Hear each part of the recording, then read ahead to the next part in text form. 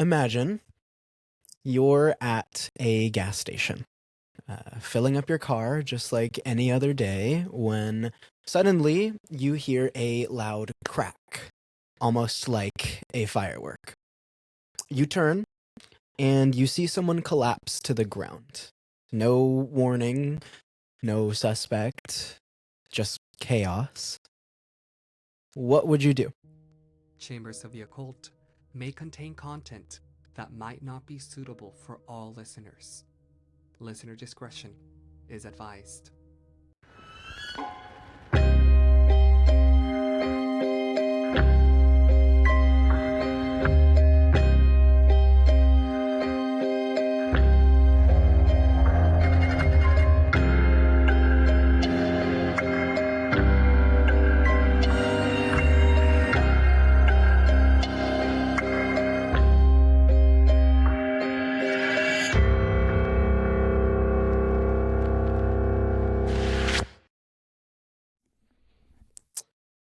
Imagine you're at a gas station, filling up your car just like any other day, when suddenly you hear a loud crack, almost like a firework. You turn and you see someone collapse to the ground. No warning, no suspect, just chaos. What would you do? Would you run for cover? Call 911, try to help the victim, knowing the shooter could still be watching? In a split second, how would you react? Okay. When you said crack, I did not expect a gunshot.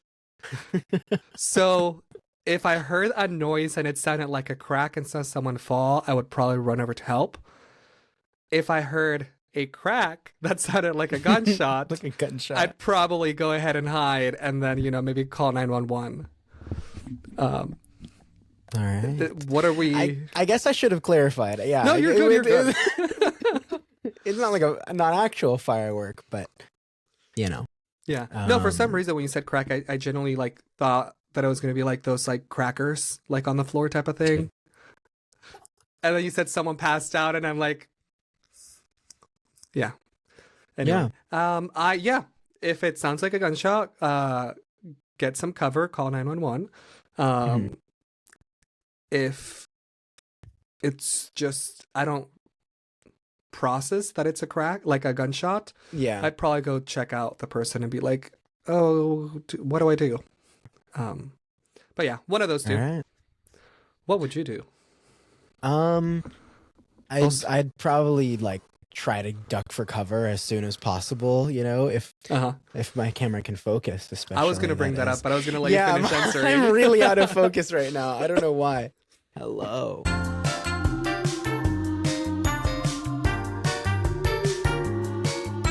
All right. Well, we're back. We're back. Sorry about that. I'm Jay. Professionals.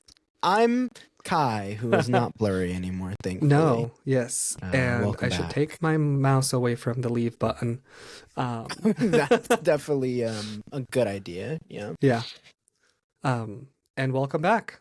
Episode 27. Something. 7. Right? I think so. I think. Yeah. 28. We're going to go with... Might be. Yeah, let's just go with... 28.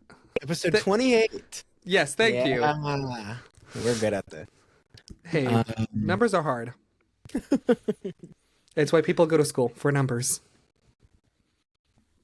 Yeah, people do that. That's crazy. I'm not a math person. They go to learn math to then teach math. Well, they learn math. They learn numbers, but they learn letters. But more. For numbers, yeah. Wait, what do you mean they learn letters more, in math? Well, yeah. X, Y, yes, exactly. Yeah, there's so many letters and stuff they use. And then you bring imaginary numbers, and that's a whole different circle. It's I can't even work with the real numbers. You expect me to know the imaginary ones? Or the real letters, whatever. It's why I don't use cash, because it's so hard.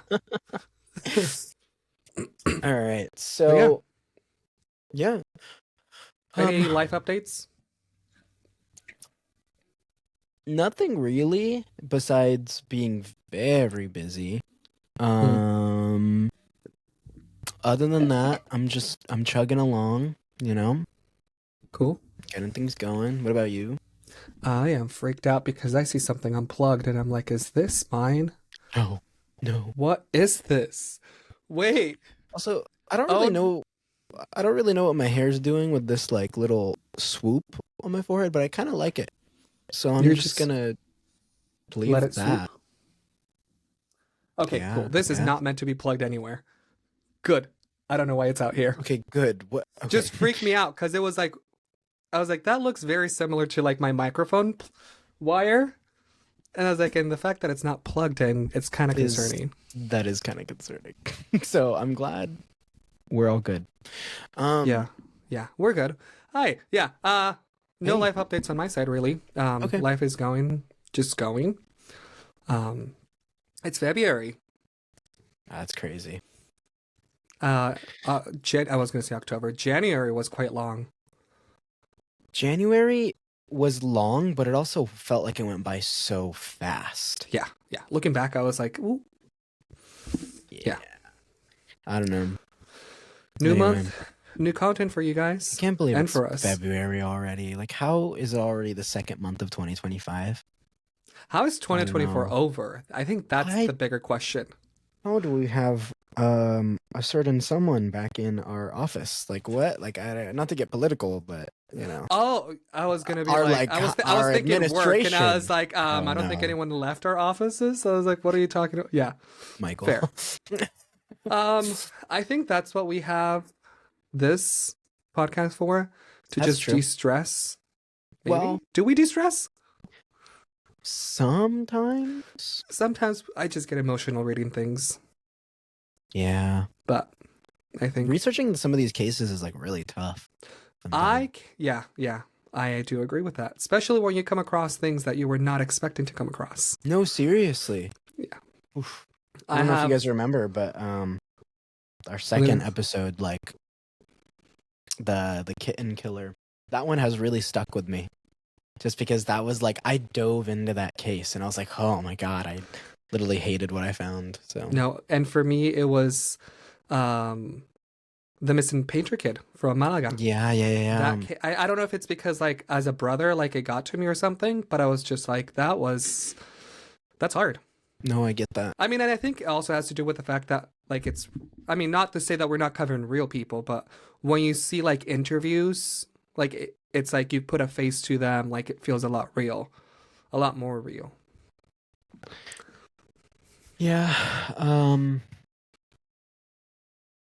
Yeah, it's tough.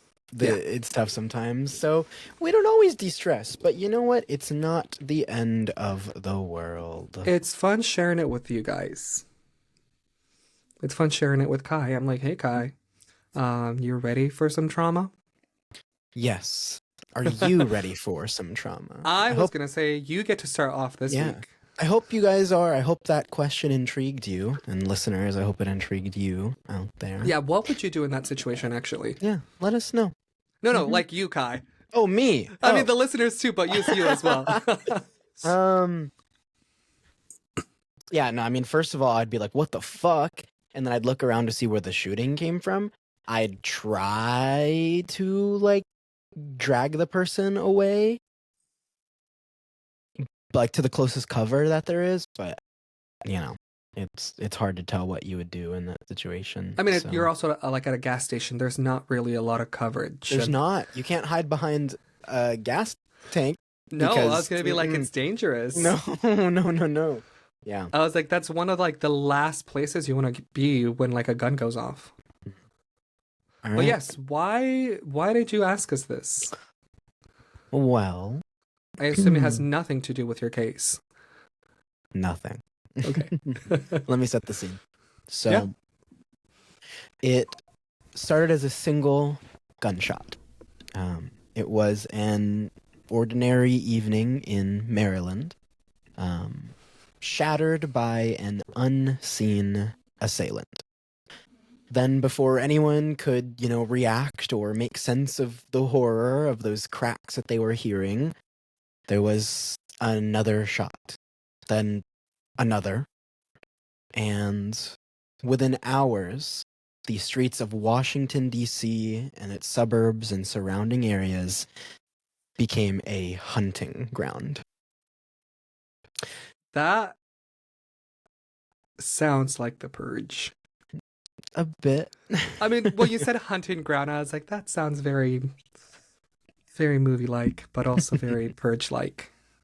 Well, there was no pattern, no apparent motive, just sudden, precise killings. A man mowing grass, a woman loading groceries, a kid walking into school. Each victim taken in an instant with a single bullet. Panic gripped the area. People ran. They were zigzagging through parking lots, afraid to stand still for even a moment. Because this killer left no traces, no demands, no tracks, only fear. And it wasn't random. And it wasn't, or it was seemingly random. I mean, But- at the time, it seemed random, right? Mm-hmm. Yeah. Police scoured the streets. They were looking for anything they could have, desperate for leads. But the sniper was always watching, always one step ahead. Every So it was a day sniper. brought another victim, another shot from nowhere, from the shadows. And this terror stretched for weeks. An invisible force that turned gas stations, sidewalks, and playgrounds into places of dread, almost a battlefield. What year was this? This was 2002. Oh. Okay. So the nation held its breath, waiting for just the next shot to ring out. People were scared. But then in the dead of night, at the end of October, at a quiet rest stop in Maryland, authorities found them. The ghosts that had haunted an entire region. It was 2 men, a car, and a rifle. The nightmare was over, but all of the scars remained. Yeah. And of course, questions, of course. Yeah. Questions I'm sure you have. Do you have any before You we get said into they it? found them, and I was like, ooh, some more than one? Mm-hmm. My other question was that you said, I mean, it sounded like it happened every day for a couple weeks. Pretty much. Oh, wow. Yeah. Over the span of 3 weeks, specifically, I'll get a bit more into the attacks in just a Yeah. second. Yeah. So, And you said it was 2001? 2002. 2002. Okay, Yeah. I have never heard of this. All Then right. again, yeah, it was 2002. Yeah. I hadn't heard about it either until, I started researching it, right? Mm-hmm. So it was about a 3-week span, and about 10 people were killed, with 3 injured in this 3-week span. This was known. Yeah, go ahead. 10 killed and 3 injured? Yes. Okay. So there was 13 victims in total. Yes. Okay. For the primary attacks. So I'll get into that a bit later. Yeah, you're going to have to. So these are the DC sniper attacks, or the Beltway snipers, as they're known. And like I mentioned, that little narrative, it really did start out as just a single random gunshot, which for Maryland wasn't all that uncommon. It wasn't all that alarming at the time. It I'm sure was, yeah.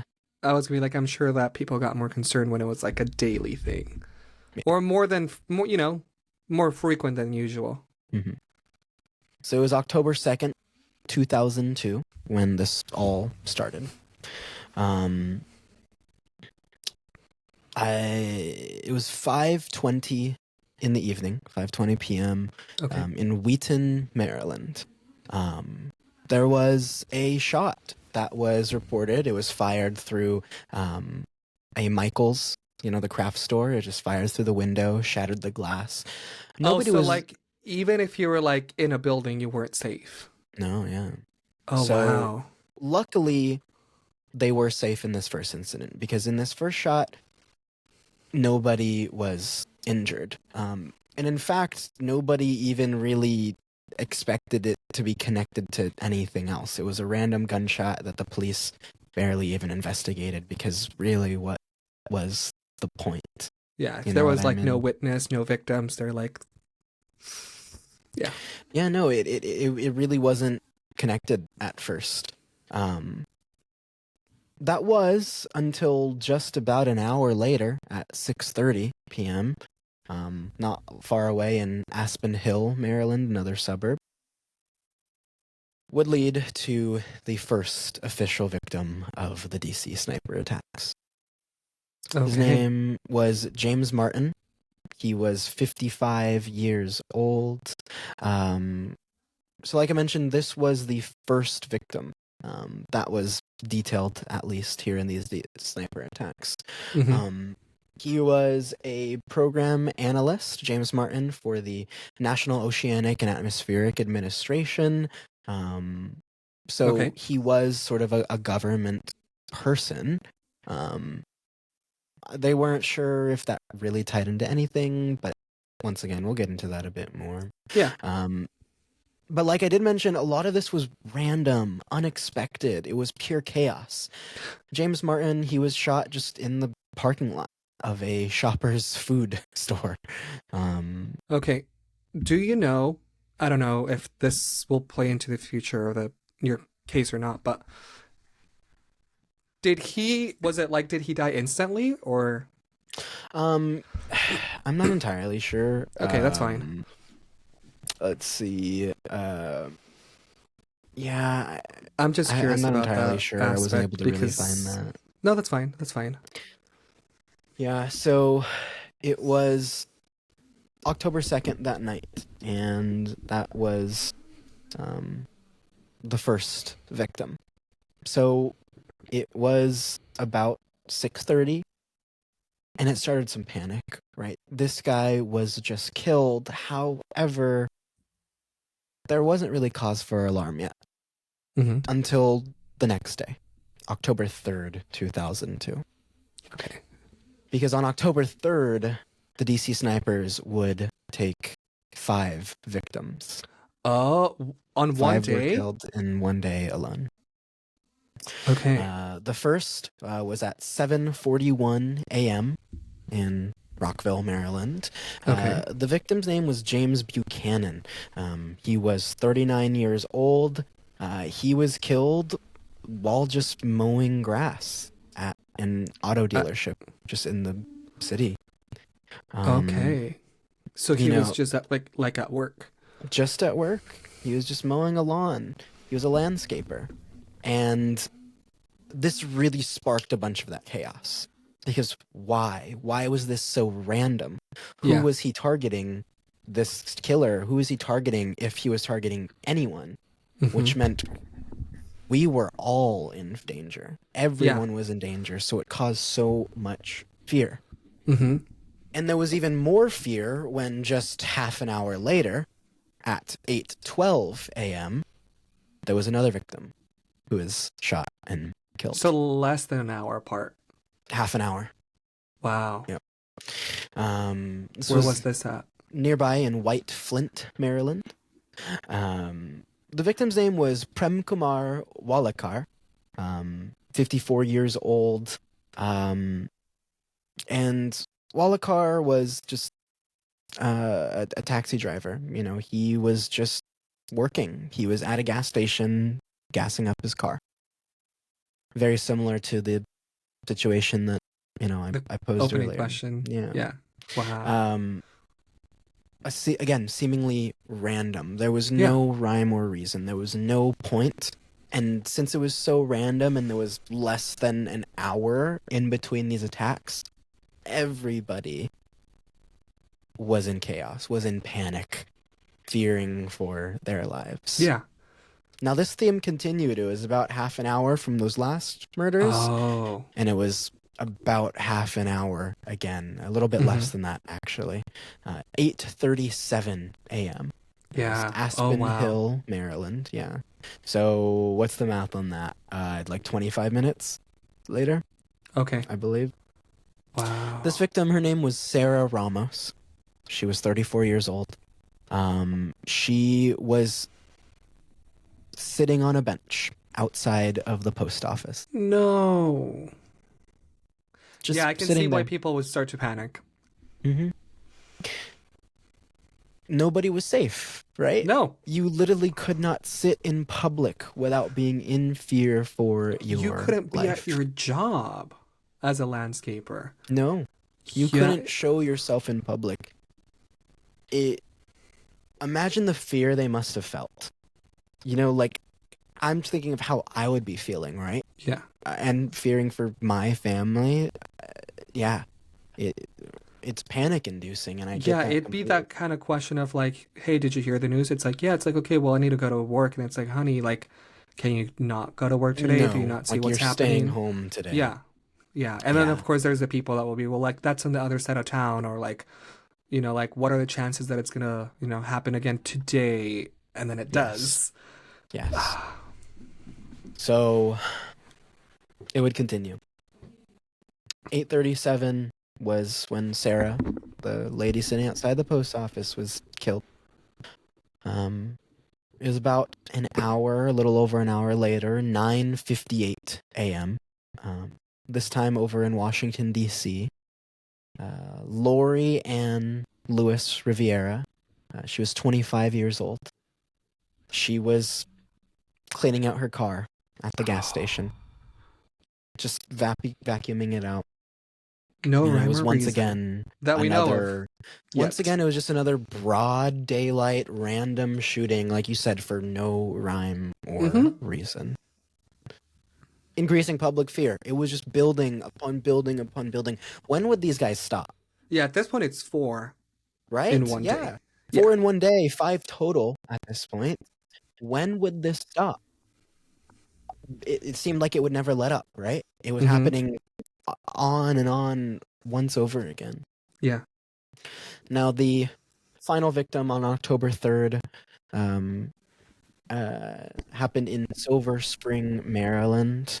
This one was at 9:20 p.m. So it seems like they took a lot of time off at this They point. really let people calm down and then Yeah, bam. right back No. up. Yeah, yeah.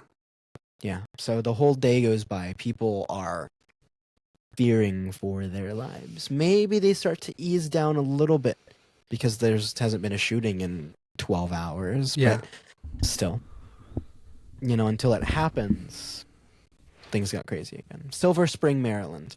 The victim was Pascal Charlotte. He was 72. He was walking down the street. Georgia Avenue, and he was killed. Once again, Um, very random. mhm. But it was the last attack for that day. They didn't know that at the No, time, of right? course. Yeah. But it was the last attack of the day. But it really solidified that this sniper could move around and was entirely unpredictable. Yeah. Do you know like how soon like the media covered this case, like It was the almost shootings? instantly, right? Okay. I mean, they took precaution, like reporters and whatnot. I imagine they I would didn't want to assume be so outside. because you're like, Yeah. hey, you gotta go report. It's like, can I report Yep. from the studio? Yep. Yeah. Yeah. And in all of these cases, with all of these victims, they were all struck by one single bullet Okay. fired from the distance. Um, So it wasn't just like I would say like an amateur, like they knew what they were doing. no, definitely not. They were experienced. They knew what they were doing, like you mentioned. Um, yeah, news spread, the fear spread. Press conferences, the chief of police for Montgomery County, Maryland Police Department. Keep everyone indoors. Keep your family safe. Yeah. Everywhere, lots of places went into lockdown because they were not sure. Everything got canceled. And Oh, the wow. worst part was that the police had little evidence to work with. Yeah. No, I mean, what do you have to go off? A body, and that might be it. Some bodies, some frantic calls made in by some witnesses saying, Mhm. oh, it was a white box truck. Or no, it was a blue sedan. Actually, no, it was a gray truck. You know, things Yeah. like that. One thing that they did have, though, is that... oh, hello. Oh. I'm here. Okay. No, I think you I don't froze think for I. a split second. Oh, did I freeze? I thought I was just Maybe? like not moving. Oh, I don't know. Maybe. Okay. One thing that they did have was they knew that all of these the bullet caliber, it was a 223 caliber rifle, Okay. which commonly is the caliber of bullet that is fired from an AR-15. So an Mhm. AR-15 style rifle, and that's really the only thing that they knew. had to go off of. Yeah, that doesn't really round things down. No, it doesn't, right? So they spent the night trying to figure out who this guy was and how they were going to catch them well over the night, well into the next day. Yeah, because how do you catch someone that just has random killings Mm-hmm. where there's like no pattern? Exactly. That they know of, you know? Exactly. So now it's October 4th, the next day. And another one of the victims is shot. It's 2:30 p.m.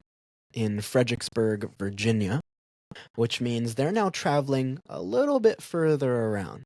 Okay. You know, so they started out in Maryland, then they're Washington, D.C., now they're in Virginia. They're not staying still. These guys are mobile. They're not staying still. Which I assume only contributes to the panic. 100%. 100%.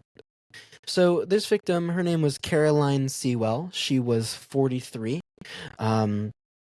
She just got back from the grocery store. And she was in the parking lot. She was just, putting her groceries away. In her minivan. Wow. Thankfully, this was the first victim who did survive. She did not pass away from the shooting. But since the police were now examining more of the bullets, they of course, examined the bullet. And they did link it to those previous killings. So at this point, they had solid evidence that this was the same person committing all of these crimes. Yeah. Wow. That was the only shooting on October 4th. Mm-hmm. And I mentioned, this went on for weeks, right? Yeah. October 3rd. October 3rd was the main day that everything happened, but there was still fear for weeks on end. Yeah, no, I'm sure. Like, I think that was the day that they were like, today it's like when we make ourselves known, and like we just get them to live in fear for who knows how long. Yep. Because people like this, they get off on fear, right? Like they don't need like reason. 100%. 100%. So October 4th, it was just Caroline. Thankfully, she did survive. Fast forward a few days. October 7th. So 2-3 days go by at this point. It's 8:09 a.m. This is in Bowie, Maryland. This victim, their name is Iran Brown, who was only 13 years old. No. They went after a kid. He was being dropped off to school. He was walking through the door. Thankfully, he did survive. Holy shit. But he was by far the youngest victim. And it really showed that nobody was off limits. Especially as you're walking through the door. Mm-hmm.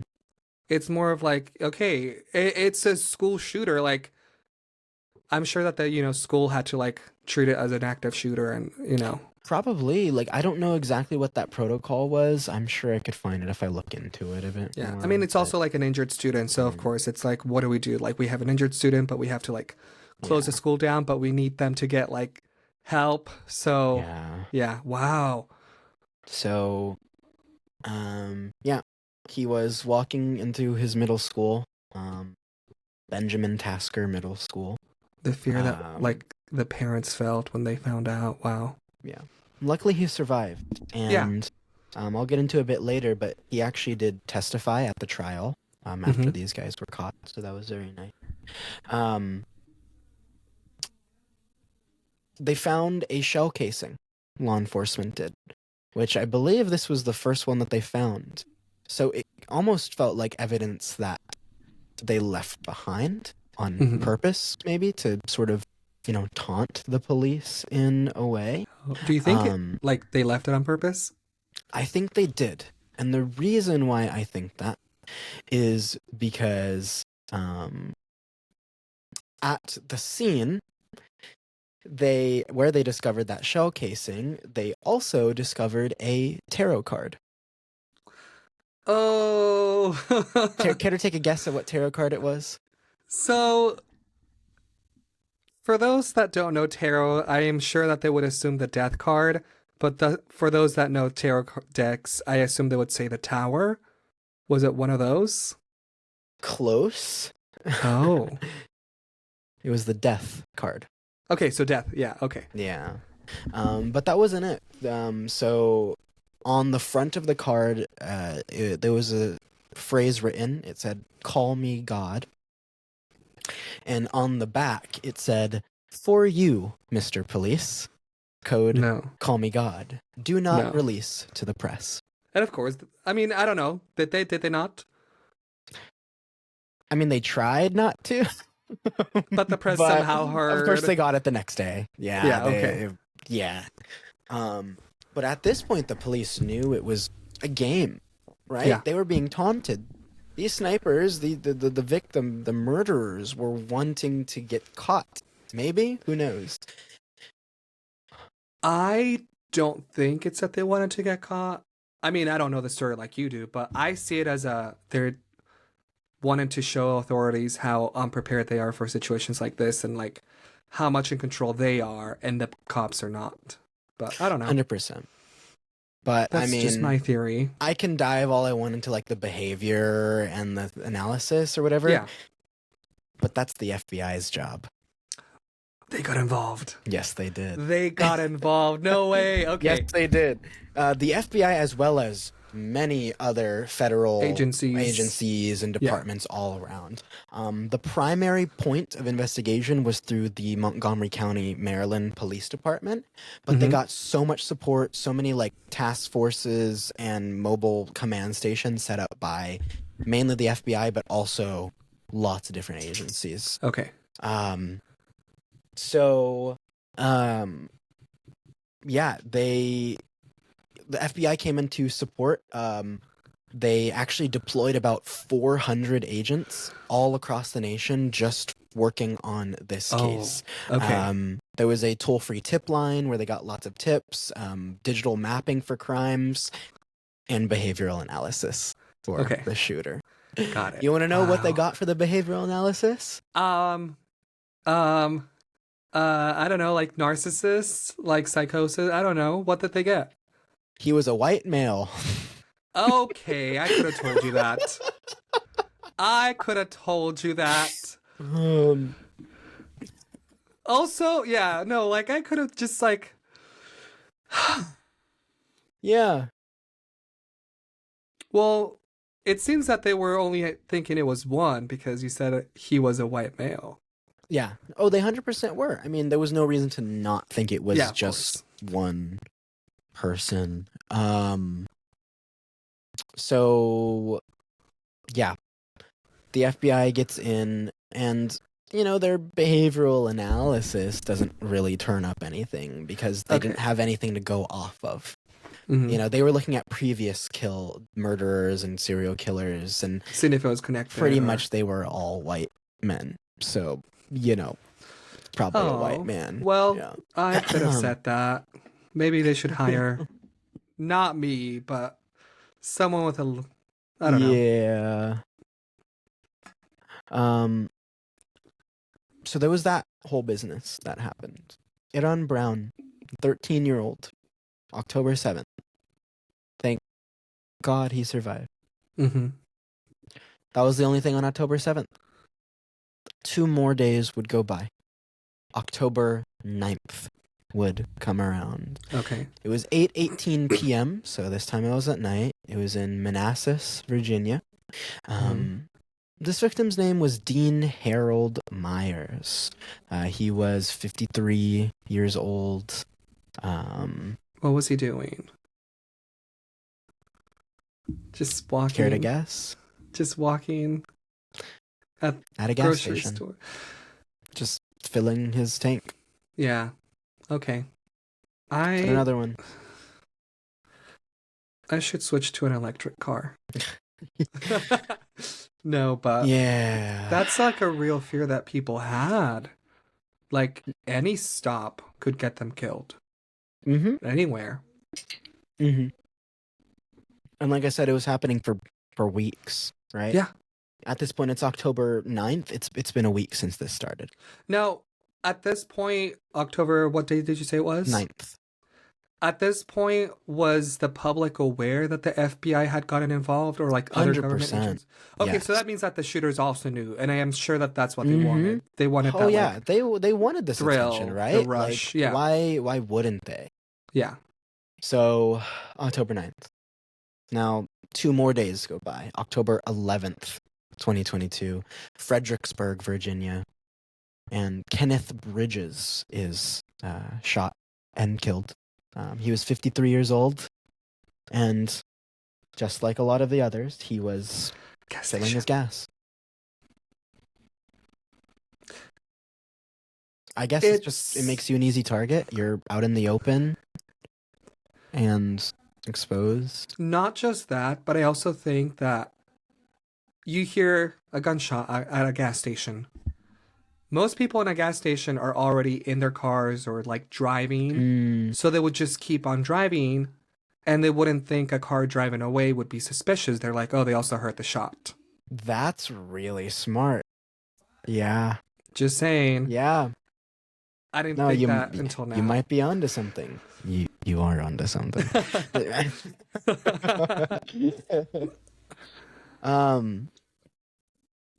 Now the next victim was 3 days later, October 14th, 2022.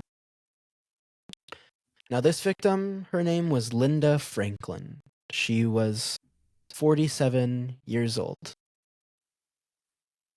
This one was personal. Ooh. Because Linda was an FBI analyst who is in the area working the case. Oh. She was just at a Home Depot parking lot. She wasn't actively on the job at the moment, but she was shot in the head and killed. How?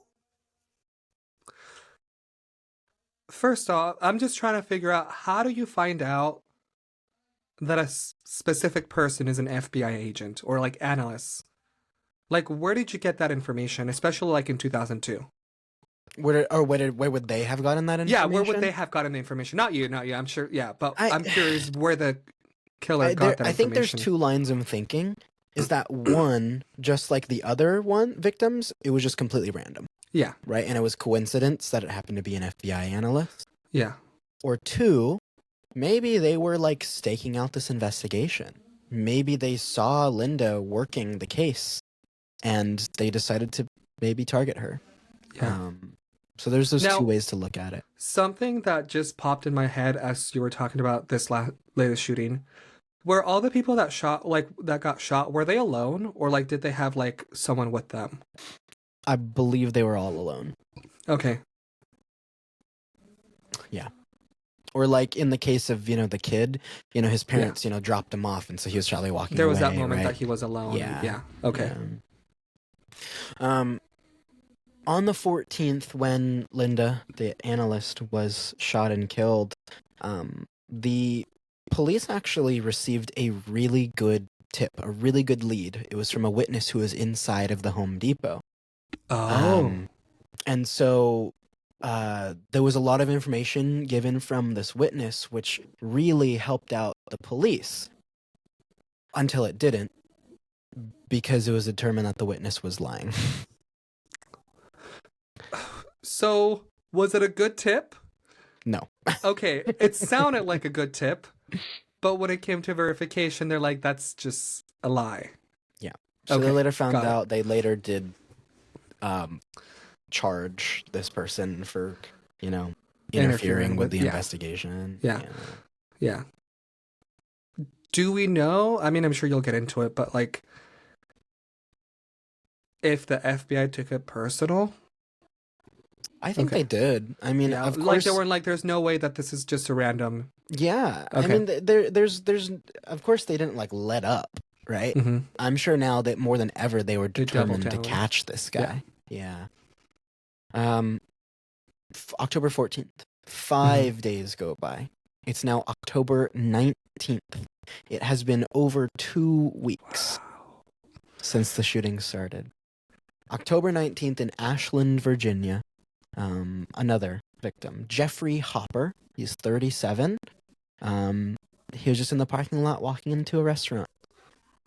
He's gonna go eat. No. Thankfully, he was one of the people that survived. Okay. So You said at the start of the story that there was 3 survivors? 3. So this Okay. is the second of Got the it. 3. Yeah. Yeah. I'm just thinking of this whole situation, and I don't know if it's beneficial. Like, I mean, of course, pros and cons, but you know, if the shooters decided to stop and like just not keep shooting, I'm sure the FBI would be like, it's growing cold. But because they kept Potentially. shooting people, I guess like they still had, you know, chances to find more evidence or like more witnesses. Yeah, no, 100%. Which, of course, pros and cons. You know, people are still getting shot, but if people are not getting shot, like it's harder to track them down. Or yeah. So the police were investigating this October 19th shooting outside the restaurant. And since it's Virginia, there's lots of wooded areas nearby, like forest very close. They searched the scene and they actually found a note in the woods. It was by the shooter. Just left randomly. I don't. From what I see, it was left to like be found in a way. Okay. Like if the cops searched properly, they would find it, type of thing. You know. This note demanded $10 million. So maybe there was some financial motivation behind these murders now. But when you think about it, how were these shooters going to get that money? Like there was no contact info. There was no way to get to them. Oh, was it just like we want $10 million? Yeah, it was pretty much just like we demand $10 million. And that's it. Like nothing more. Wow. Well, there was also a threat made to children in the area that was in it. I'm going to keep my child from school. Yeah.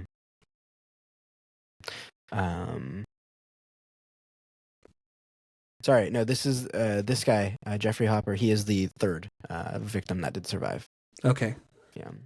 So who was the second one? We have the kid. So yeah, it was Caroline, the lady who just got shot while she was in the parking lot at Michael's. There we go. So she was the October 4th. She was one of the earlier ones. Mm-hmm. And then it was Iran Brown, the boy. Yep. And then Jeffrey Hopper. Got it. Okay. Yeah. Now, 3 more days would go by. It is October 22nd. It has been 20 days since these shootings started. And Conrad Johnson, man who is 35 years old in Aspen Hill, Maryland, was shot while stepping onto his bus. Shot and killed. I find that sickening because it really shows you of how cocky and like confident they were that like just when you think you're safe or like just when you think you're gonna be out of sight, like you're not. Walking like, into we're a watching bus. you. Yeah. Yeah. Like, you know, like when the kid was walking to school, this person's walking onto the bus. Mm-hmm. Yeah, I can. Yeah, the panic is real. Yeah. Like we can sit here and think about how it feels all we want, but we're never gonna like. At least I hope we never feel. Yeah. What that actually was like, you know. And people were still feeling like this. Yeah. What Yeah. we now know is that this was the last shooting for Oh, their okay. capture. But Got they it. didn't know that. No, There was of course still no. that fear out there. Now, there's two ways we can go from here. Oh, Do you okay. want to hear first about the capture and who these guys were, or do you want to hear about some of the preliminary shootings that the law enforcement thinks are connected to both of these Oh, shooters? I would say let's go with the preliminary shootings.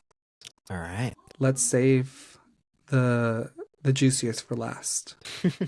I mean, I don't know if you have something after that. It might be even juicier, but for now, let's go with those preliminary All right. So shootings. there are a few shootings prior in the year that are not necessary or were not necessarily connected by evidence, but they were very much thought to be connected. There were, So, yeah, okay. yeah. So the first one believed to be, actually, yeah, we're here. We'll do it. Do you want to go the other route? We can go the other route. You know what? It's your story. I don't know where we're going, Yeah, so we're you gonna take go the other route. yeah. You're behind the wheel, not me. We're gonna go the other route. Sounds good to me. All right. So, I'm sure it'll make sense when we get to it. it will. It will. Yeah, It makes yeah. more sense when you actually know a bit more about Okay. these guys, I would say. So October 22nd was the last shooting. But of course they didn't know that. You know, the next day, October 23rd, was pretty significant as well. There was more investigation that was going on. They provided, or they searched more of the bullets and the casings that they found, and they connected all of those DC sniper murders together. But they still couldn't find anything. It was still so random, right? Because I also don't think, like, I mean, I'm just trying to think that because they're traveling so much, they probably have multiple, like, hideouts. Mm-hmm. Yeah, they or they had hideouts, or they had somewhere to go, Yeah. or to just lay low and not be uncovered, right? Mm-hmm. So the big break in this case, funny enough, Was at a gas station. came from the snipers themselves. Yeah. Okay. No, yeah. That's usually how it goes. They give themselves out. Okay. Yeah. Going back to October 17th, the tip line with the FBI that they set up, it received a call from somebody claiming to be the sniper. You know, they were teasing in a way, being provocative, trying to, you know, get the attention, Yeah. right? The sniper said that he was responsible for the murder of 2 women in a month before in Montgomery, Alabama. Oh. So essentially admitting to a crime. Now, of course, Yeah. what does the FBI and the investigators do? They look into that crime. Mm-hmm. So the next few days are what really gets things going with this investigation. The investigators, they go back, they research this case. They don't find that this exact case happened, but something very similar. Something very similar had taken place in Montgomery, Alabama, where the sniper mentioned. And in that case, there was evidence from the rifle, so ballistics of the bullets, and there was a casing. And did it match? There also was a fingerprint that was found in that case.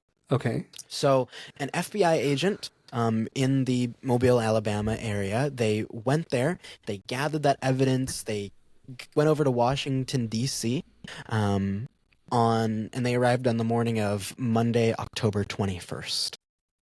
So they took this evidence, they investigated it, and their fingerprint database got a match. So they found the name. Somebody named Lee Boyd Malvo. He was previously arrested in Washington State, so across the country. Oh, wow. Okay. Yeah. But they had a suspect. So this arrest, though, also came up with some more information. The arrest record, there was also another person of interest named in the report. John Allen Muhammad was a name. So that name was recognized by one of the agents as a tip that was called in. So they did investigation. The ATF, the alcohol, tobacco, firearms investigators, they really took lead on the firearm investigation. And they found out that Muhammad had a .223 rifle in his possession. Oh. That they really give themselves out. Yep. Wow. Yep. Wow. So they were able to obtain a, federal arrest warrant for him. They had what they needed. And so they did more info. They looked for him. And on October 22nd, they found that Muhammad had a blue Chevy registered in his name. And that blue Chevy was given to the news, right? They were like, this is the car. Yes. Here's pictures. Get it out there. So people were excited to find these guys. And 2 days later, on the morning of October 24th, they got the calls. They got the tip. This vehicle was located. So the Maryland State Police, the SWAT team, at the FBI's top special agents in their hostage response team, everywhere. They located this car, they raided it, and they found John Allen Muhammad and Lee Boyd Malvo asleep. Just in the car. Both. Oh, they were sleeping in the car. They're sleeping in the car. Okay. So you mentioned they had some type of hideout or whatever. Yeah, I was assuming they would have multiple, going across. Well, technically, they could bring their hideout anywhere. I also thought that maybe the vehicle might be their hideout, but I was also thinking that might be kind of dumb. Mm-hmm. Wow. But they had it a hideout, and they also had it modified. So they cut a hole in the trunk to be able to fire out of. And so it was a sniper's nest in a way that could move, and that's how they were able to get away so quickly. No. And you also brought up the fact that at a gas station by the streets, there's cars driving away. Yeah. If you see a car driving away, you're not going to think anything of it. Exactly, especially when you hear like a gunshot, because they're like, okay, everyone's driving away from the gunshot. Mm-hmm. Mm-hmm. Oh. So there were some things. They were able to find the Bushmaster .223 rifle in the car, a scope. They found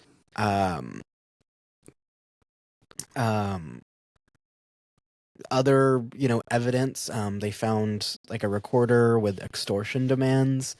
One of the coolest things that I think that the FBI found was the owner's manual of the Chevy. They did like an analysis of it, and they actually found the impression of them writing that $10 million demand note. Oh, like when they wrote it on the paper, they wrote it on, it like went through. It was on like it pressed on top of the manual, to use it as what? That's so cool, right? That is really cool. Yeah. One of my favorite pieces of evidence that they found. But another thing that they found was a stolen laptop. And this leads me into the preliminary shooting. So we now know that the two murderers, these two assholes, only way to describe them, are Muhammad and Malvo, is how I'll be referring to them. So some of these aren't really officially linked, some of them maybe. They're all in 2002, so earlier in the year before the main DC shootings had happened. The first one was February 16th, 2002. It was in Tacoma, Washington. So, Washington, all the way across the street where they got arrested before. Yeah. A lady named Kenya Cook, she was 21. She was shot and killed in her home. Okay. So, apparently, she was sort of connected to Muhammad's ex-wife. So Kenya Cook, the lady who was Okay. killed, she like helped out Muhammad's ex-wife during their divorce. And Okay. so it seemed like there was maybe some personal motive there, right? Yeah. Like a Yeah. revenge or whatever. I mean, Which once you meant make that connection, you'll know that it wasn't at random. Of course, yeah. Yeah. March 19th, 2002, so a month after that, was in Tucson, Arizona. So they made their way down a bit. Okay. This guy, his name was Jerry Taylor. He was 50 years old, or 60 years old, sorry. He was just at a golf course, just shooting, just and he was And killed. then he got okay. Wow. Malvo did actually later admit to the shooting, That so one. he was convicted of Okay. that. September 5th, 2002 in Clinton, Maryland. So now they're over on the East Coast. They've made their way over there. Paul LaRufa, he was shot actually 6 times. Yeah, he was shot 6 times, but he survived miraculously. So okay, go ahead.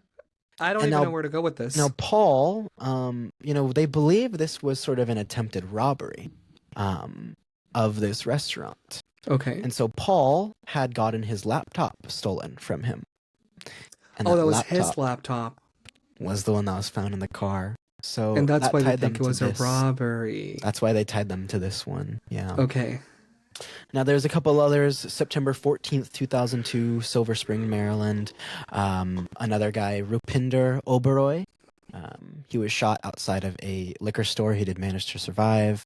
September 15th, 2002, in Brandywine, Maryland, was Muhammad Rashid, who also did survive after he was shot outside of just a convenience store.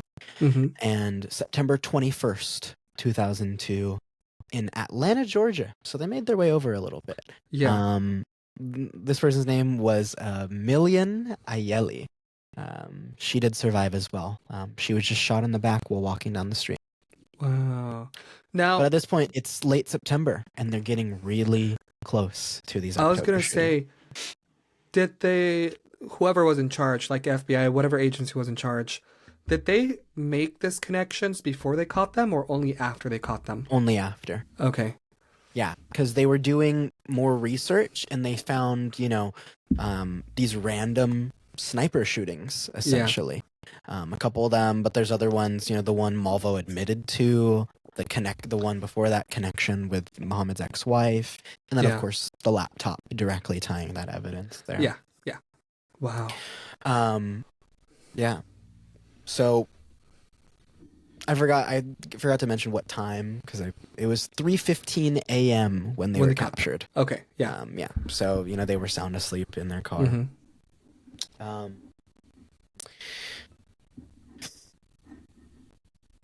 I guess the aftermath of that. They were brought to trial. It was a pretty easy trial. They had a Yeah. lot of evidence. They had some testimonies from some of the victims, like I mentioned, the boy Aaron Brown. Yeah. So, the trials happened in like the fall season of 2003. So, not too long after that. Yeah. They were both found guilty of murder charges, weapons charges. Muhammad was sentenced to death. He, I believe, spent 6 years in prison. Yeah, he spent Okay. 6 years in prison before he was executed. Okay. It's what I was and- going to ask you if they had the death penalty. Mhm. Okay. They did. Sounds like they did. In Malvo, he was sentenced to life without parole, Okay. which was later reconsidered because Malvo was only 17 when he was How committing old these was crimes. Muhammad? Muhammad was um 41.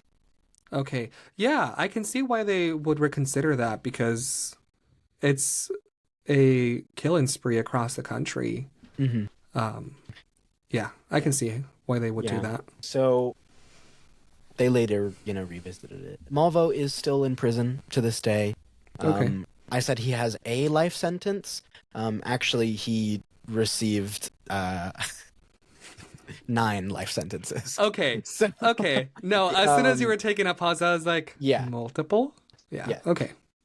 So he hopefully is never going to get out of prison. I know he was 17 when he committed these, but that doesn't matter No, because I would not murder people it's at what I was 17. gonna say. I was like, okay, he's 17, the other guy was like 40 something or 50 something. 41, Yeah, yeah. 41.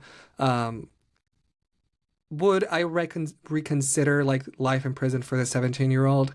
Maybe. Would I still want him in prison? Hmm. Yes. Yeah. Yeah. And yeah. Wow.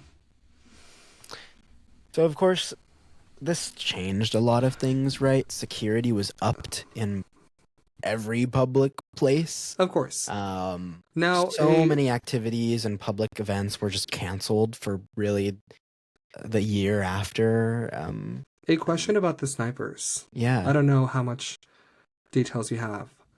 Were they were not related, were they? I don't believe they were. Okay. Is there any like anything that you know of how they came across each other? Or like how they decided to do this or why? Let me look that up really quick. Cool. No, because I was just Um, curious about that. I was like, what could like a 17-year-old and a 41 or 42 year have old in man? common for them to have like met, right? Yeah. Yeah. Yeah. That's not something I really looked into, but No, that's fine. I mean, let's that's fine. see. It's part of the mystery. Um, um, I'm not sure. I mean, No, that's fine. Because my follow-up question to that was going to be how did the 17-year-old parents like react? Like, did they know that what did he tell them? mm, um, I don't, I don't know. It's okay. I think his parents.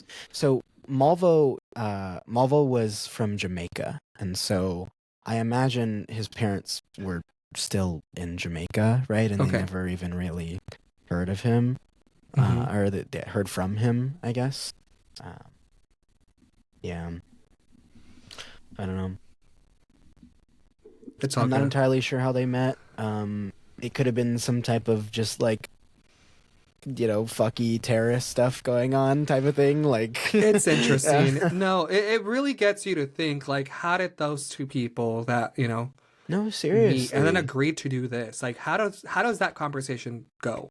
Mm-hmm. Um, so I guess I'll go into like first of all, like this was one of the most complex and difficult investigations that had really ever taken place. No, Because yeah. at first they didn't realize that it was going to be multiple Connected. occurrences. Hmm. Okay, then they discovered that it was, but they had no evidence. And now they were getting lots of info, that tips from people that all turned out to be wrong. Yeah. And they weren't making much headway. It really wasn't for them calling in and admitting to being a sniper, right? That eventually helped them to actually If do we know who called in? I it probably would have been Muhammad just because he was older and he's like more the Okay. leader, you know? Okay. I'm just Um, curious because I think depending on who called in, like if the 17-year-old called in, like knowing what I know now, I would assume that like maybe he regretted how things were going or maybe he wanted out and that's the only mhm. way he saw it as a way out. But I mean, it doesn't matter. They Who? still kill people. Like it's still Yeah. horrible. But yeah. I guess Mm, yeah, no, it's terrible. I'm just thinking, Muhammad was a former like army soldier, Mm, and so maybe like the military brought them together or I something can like see that. that. Maybe he showed some interest and he's like, oh, like I was in the military or Yeah, something. Yeah. I'm not entirely sure. But they were arrested. They were taken into custody. Of course, Hmm. Muhammad was given the death sentence. Malvo is still serving life in prison. Yeah. Um, Thankfully, this case really set the standard for like multiple agency cooperation and how Hmm. to do that efficiently moving Efficiently. forward. And just making investigations like this forward and better prepared for, as well as just better active shooter response and reaction. So, Hmm. there was a lot of bad Something. that came from it, but there was a lot of good as well. Yeah, it's like something came out of it, even if it's not Hmm. what we wanted it. Cool. Yeah. Cool. Wow. Um, how would you have gotten away What do with you mean? these I wouldn't have crimes? gotten away. Oh. I was thinking from a victim side. I was like, I Oh would no, have like as been on as the as the floor. shooters. Or if you were in charge of the investigation, would you have handled it differently? What could you have I, handled differently? as the shooters, I think that is, it's always a mistake. It's always their ego that gets in the way. They Yeah. always want acknowledgement of like, I got away with it. But that never satisfy them. Like they want to be caught so they can brag that they got away with it. Yeah. I don't know. Fingers crossed I'm never in that position. um but no, like I think it's crazy to think, but like I'm sure we've heard it before and we've talked about it before, but like we'll never hear about the perfect crime because they got away with it. Beasley got away with it, yeah. I, Exactly. I don't know where I heard it from, but there was like a quote of some kind of like, you know, from like police officers that like the only reason we're able to solve these crimes is because criminals are stupid. Yes. Yes. Yes. Yeah.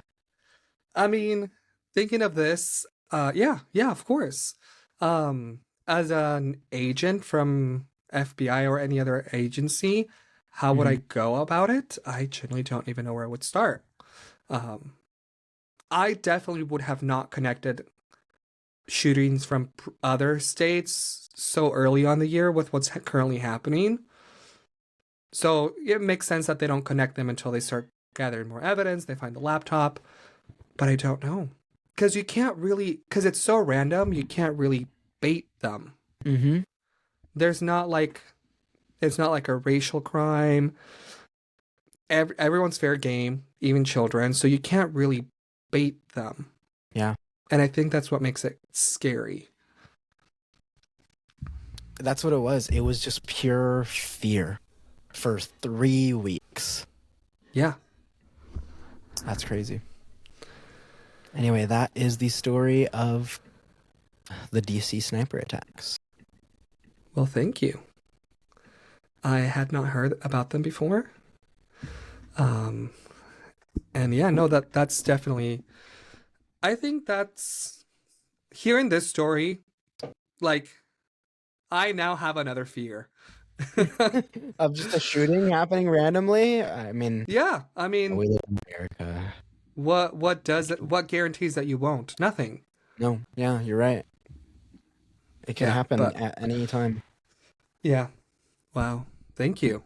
Uh-huh. Well, what do you have Um, for us? well, you're in the East Coast. We're gonna come back. We're coming back to the West Okay, Coast. all right. West Um, Coast, yeah. I don't West want to be Coast, too West Coast. Yeah. too close to them. Yeah. Oh, for sure. Um, now for this case, funnily enough, we're heading out to Washington. Wow, maybe we'll run into Malvo and Muhammad up Oh my there. god. Hopefully not. Maybe not. Who knows? Mm. But we're heading north to Washington, to a small city of, I had to look this up because I could not pronounce it, but it's quite simple. It's Snohomish. Fun name. Snohomish. Snohomish. Yeah, Snohomish. Yeah. Snohomish. It's a fun name. It is. It is. And for this town, it's about a 40-minute drive from Seattle. It's like northeast when I looked at it on the map. So not too far. Okay. Nowadays, it's known for its charming historic district, antique shops. Snohomish has a long and layered past. Like, it's been shaped by pioneers, industry, and of course, a few dark secrets, because I wouldn't be talking about it if it didn't have a few dark secrets. Yeah. Now, the city was officially founded. I'm going with a little history of the town because, as always, yeah. We need to know where we are. Snohomish was founded in 1859. It was originally serving as a small trading post along the Snohomish River. And at the time, the land was heavily forested, so it made it perfect for logging, the primary industry that drove like the early settlements at the time. Yeah. Timber barons quickly took notice, and by the late 1800s, the city had become a key supplier of lumber for the rapidly growing Puget Sound region. Now, by 1888, the arrival of the Great Northern Railway transformed the settlement into a thriving economic center. The new rail lines allowed goods, people, and ideas to flow into Snohomish at an unprecedented rate, fueling further just the growth. Businesses started to grow. They catered to the growing population of the loggers. Mill workers and riverboat crews also started to call the town their home. And, like, this is history. We know that with prosperity, history often comes with hardships. Yeah, of course. Yeah. The Panic of 1893 was a nationwide economic depression. And, of course, Snohomish was also hit hard by it. Many business started to fail.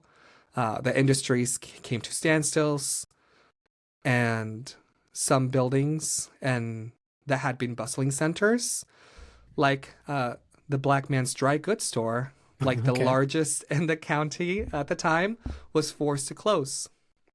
And a lot of those buildings were just repurposed for new things. Now, as the economy started to recover, Snohomish found new ways to reinvent itself. That's awesome. By the early 1900s, saloons, hotels, and entertainment venues became the heart of the city's social life. Now, the town had a reputation for being a bit rowdy, with drinking, gambling, underground business operations, and like things happening in the cover of night. So some say that this is where the town's more ghostly legends began, of like whispers of like restless spirits, tragic deaths, like buildings that never quite rid themselves of their past. Now, we're not really talking about the whole city of Snohomish, but we are talking about one building in particular. Now, do you have any idea what this building might be? I have no clue what this building is. Fair. So we're heading, excuse me, to the one and only, the Oxford Saloon. I've never heard of it before. Fair. I didn't until I started researching the story. So the Oxford Saloon was built in the early 1900s, and it started off as Black Man's Dry Goods Store. It was, at the time, the largest store in the Snohomish County, boasting an inventory of 20,000 items. And then following the economic downturn during the Panic of 1893, the building began to transition from a grocery store to various establishments. At some point, it was a furniture shop. At some point, it was a shoe shop. So I You love know, it. the building stayed and it was just repurposed. Now, at some point, like I said, it became a saloon. And that's what this case it's based on. It surrounds the saloon. Because nothing really started happening until it became a saloon. Um, and unfortunately, or fortunately for the listeners and you, as I was researching, things that happen in the saloon, paranormal things that go Of here, that go there, course. because that's what I'm covering, That paranormal. is. We gotta learn all about it. Yeah. Trauma, things like that, energy being left behind. I was able to find a story that I was not too happy I found. I mean, I'm glad I found it for the case, but I was Uh-huh. not too happy that this happened. Okay. Um, That's a little scary. That's a little concerning. so I have two newspaper articles from 1904. During 1904, it was already a saloon. The first article is from Colfax, Washington, Friday, January 29th, 1904. And the second one is from the Spokesman's Review, Spokane, Washington, Tuesday, January 26, 1904. Rather than going in chronological order with this two, I'm going to start with the one from January 29th, and then we'll cover the one from Okay. January 26th. Because I just think it gives you a little bit more insight. So the headline says, Crime at the Oxford. And it says, Ina Lee, 16 years old, victim of vicious boys. Okay. And it continues by saying, 3 young men are under arrest and their preliminary trial is set for today. Now, this is a little bit long, so bear with me, but also No, feel free awesome. to interrupt me or pause me at any time for When more was questions. this again? This article posted? 1904. 1904. Do you know the day? January. This was published on January 29th. January 29th, 1904. Got it. Yes, the other one was published in January 26th. So it happened on January 21st. Got it. And it starts by saying, the usually quiet town of Colfax has been stirred from the center to circumference during the past week by the occurrence of a terrible crime, committed in a room over the Oxford Saloon. Thursday night, January 21st. The details of the outrage are too sickening to be allowed in print, and the Gazette, in this instance, will not depart from its usual custom of giving Okay. the pertinent facts in connection. For all evidence obtainable, it appears that on Thursday evening, January 21st, Charles Jacobson, a young man about 19 years old, met a girl by the name of Ina Lee on the street and induced her to accompany him to a room over at the Oxford Saloon. Pleasant Lee Francis Jr., son of P. Lee Francis, proprietor of the Oxford, and Patty Burker, a bartender at the saloon, visited the room occupied by young Jacob and the girl. A number of drinks were served, and the girl became intoxicated. The young man became reckless and vicious. Okay. After the intoxication of Ina Lee had been accomplished, the room was visited by a number of other young men. Among them, the sons of prominent citizen residing near Colfax. As the drunken orgy continued, not sure if you can call it that, because I don't think you should. Yeah. the young man became devoid of all sense of decency and subjected the helpless form of the poor intoxicated girl to all sorts of indigencies. And the outrage soon became the subject of comment and different saloons of the city. Before midnight, it was assessed all of the rounders and loafers before the bars knew what was going on at the Oxford Saloon. Alexander Kindness, that's his last name. It's a cool last name. Yeah. Better known as Scotty, the red-whiskered man who had charged who had charge of the Oxford during the absence of P. Lee Francis Sr., went to the room and attempted to quiet down the drunken mob. But young Lee Francis ordered him from the house and gave him to understand that he had nothing to say regarding the actions of boys. The enraged Scotty, to such an extent that when he went out onto the streets, he met Chief of Police J.B. McKay and told him what was going on at Oxford. Now, this is where, like I said, I don't like this article a lot. Mr. McKay told Kindness that he was on his way home to bed and that policeman Alifia was on duty and would attend to the matters. Kindness, it's asserted, also informed Alifia, who merely made a remark regarding the character of the girl and took no steps whatsoever to apprehend those that had engaged in the commission of the crime.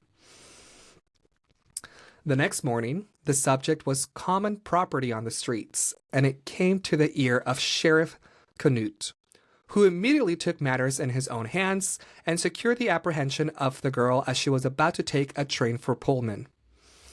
She was taken to the county jail, and Alexander Kindness was called to identify her, which he did, at the same time giving information regarding those who were implicated in the affair. As soon as the sheriff began to make arrest of the people, commenced to inquire into the facts. The indignation of the public was so aroused that it was the unanimous consensus of opinion that Chief McKay and policeman Alfia should be removed from office.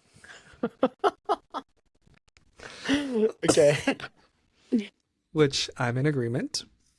That the license for the Oxford Saloon should also be revoked, and that those guilty of perpetrating the crime be punished to the fullest extent of the law. Oh my God. So word got out to the public, and they all said, get them fired, we're not going shut it light down on these guys. Like, you got to get on this shit. Now it continues by saying, when an indignant public began to clamor to know why the peace officers of the city, knowing of the offense being committed and being cognizant at the time of its occurrence, that the bounds of decency and propriety were being outraged and trampled underfoot, did not do their duty.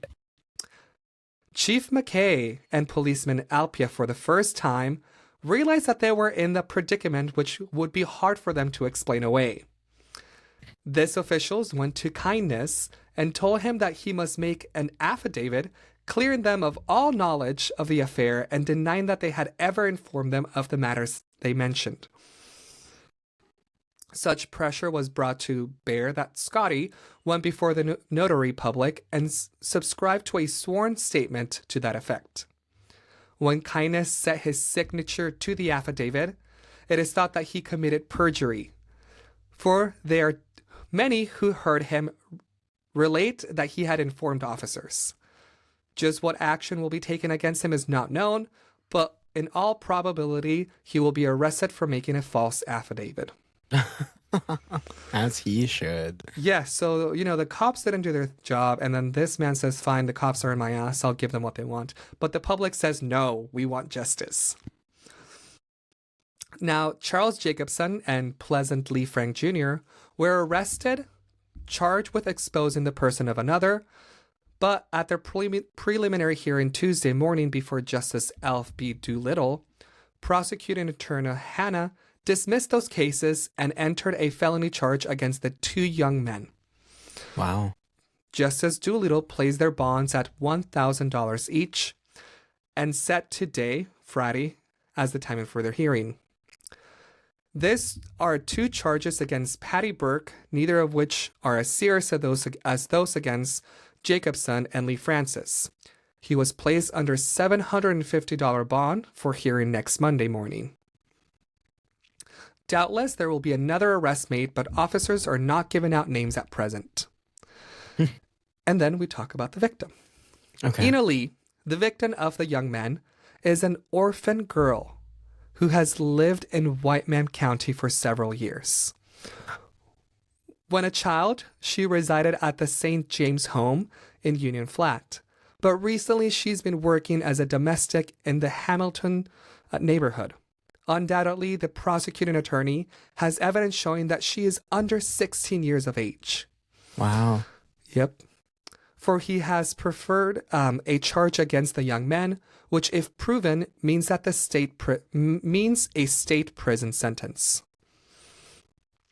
The girl is to be 16 years of age. And this is where my transcript went wrong, because it said the girl is about 16 years of age. That's right. But then the transcript said, rather large for one that age. There's no mention of that. So we're going to skip right through that. Okay. I'll add the clippings on the website and Instagram so people can read them. Mostly a website because they'll be too tiny for the Instagram. And it continues by saying, she is therefore the more entitled to protection of the law. For her very demeanor indicates that she is incapable of caring for herself as she should. Damn. Which I'm like, you don't have to like read her so badly, but sure. Like, I guess she's incapable of taking herself, and that's what it's going to take to get justice. Now, next, I'm going to read you the one from January 26th, which was before the previous one. Okay. It's a little shorter. I'm going to cut things out that we've already heard, but it just says, result of Lee outrage. 3 young men to face penitentiary charges. Colfax Council chamber packed with citizens. Alexander Kindness may be accused. Colfax, Washington, January 25th. Pleasant Lee Francis Jr., son of the perpetrator of the Oxford Saloon, was today arrested on a charge of criminal assaults on Ida Lee, the 16-year-old girl whose terrible story has created such excitement in the Colfax and throughout the Powellhouse County. The prisoner is said to be 17 years old. He was born and reared in Whiteman County and was employed as a bartender in the saloon of his father. Okay. He is charged with being one of the gang who cruelly treated the girl last Thursday night in a room over at the Oxford Saloon. 4 other young men who are charged with being implicated had fled. Lee Francis has been in hiding since Friday, but was captured today by Sheriff Cannett and taken to the county jail. He was taken before Justice Doolittle, where he entered a plea of guilty to unlawful cohabitation and was released under $300 bonds to appear tomorrow. When he, Patty Burke, and Charleston Jacob will be charged with criminal assault under the special statute making it a felony, the girl being under 18 years old. Now, when this happened, the city council got involved. Good. Yeah. The special meeting of the council tonight, called by Mayor Van Schoik to investigate the charges against Marshall McKay and Deputy Alpin for failure to do their duty when called upon to arrest the young men who were maltreating the girl. Businessmen and many of the best citizens of Colfax were present, packing the council's chamber, the halls and stairways, and extending to the street. The charges were read, and it was agreed to meet Wednesday night, January 27th, to make a thorough investigation. And then we get to learn about things that have happened at this Oxford Saloon, because it says, Okay. Patty Burke and Charles Jacobson are still in county jail. Those are the 2 people that were working at the saloon at the time, Got it. being unable to make furnished bonds. Burke was employed as a bartender in the Oxford Saloon. He is the bartender who recently supplied liquor to Joseph Richardson, who stood before the bar and drank 17 glasses of beer Oh my God. and then fell dead. Yep. What? First of all, how do you drink that much beer and like just keep going? Yes. He dies from it? And then he just dies at the bar. So, drink till you drop. I guess so. Be Um, careful. yep. It says it is charged that Burke had offered to supply all the liquor Richardson could drink, and that the victim was already drunk when he began the contest, which resulted in his death. Okay. He's charged with having treated the girl in an unmentionable manner while she was helplessly drunk. And then they talk about kindness with the whole perjury. So we already talked about that. But there is a quote that I will read from him. So it says, Marshall McKay told the Spokesman's Review correspondent on Main Street in the presence of witness that kindness had notified him and asked him to arrest the gang. A number have stated that Alpin told them that kindness had told him of what was occurring, and Alpin said, I thought she was nothing but an old cat, and did not interfere. So that is one of the first dark things I found in the saloon. It's not even one of the better known things that happened in the saloon. Really? Yeah. No, like Nice. I just Kinda type fun. in the name at the newspaper clippings and I found it and I was like, wow. I was like, is this from the right state? And I was like, it's the only Oxford Saloon in the country. And so this was like one of the only like accounts or like newspaper clippings talking about it.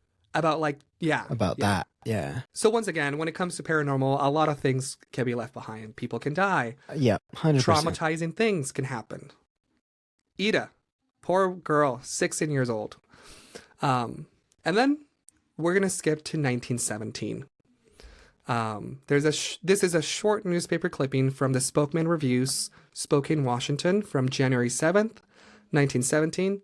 And it simply says, the old Oxford Saloon, which has long been known as the gathering place for the lawmakers to obtain liquid refreshments, is now a soft drinking emporium where pool and billiards are played, and a bowling alley may also be found.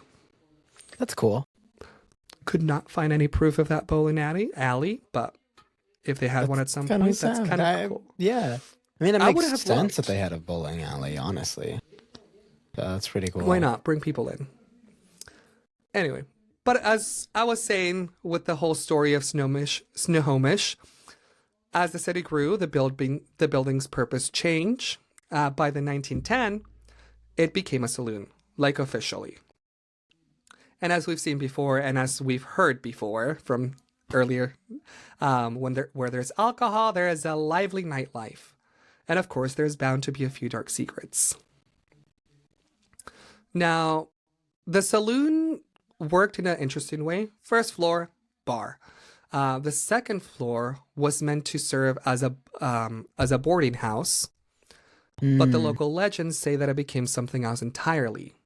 Okay. People say that it was a high-class brothel. Okay. No, what you expected. What is a high-class brothel? So let me get a little bit into it. Yeah, Because okay. the high-class brothel was run by a woman named Kathleen or Catherine, depending on the source. Most of the time I heard Kathleen, and it's also what's on their website, so I'll go with Kathleen. So while many madams of the era worked directly with their establishments, Kathleen was different. She was never one to go and get her hands dirty. Instead, she orchestrated everything from a safe distance. She operated from the Eagles Lodge, where she kept her office, and it was just down the road. So she didn't, Got even it. though she was like in charge of the brothel, she didn't work in the building. Okay. So from the Eagles Lodge is where she would curate an elite clientele. And she would set meetings with precision and discretion. So unlike the rough and often dangerous life of many brothels at the time, Kathleen was different, at least on the surface. Okay. It was said to be a high-class operation catering to men of means and influence. Oh, I see what they mean now. A high-class brothel, yeah. All right.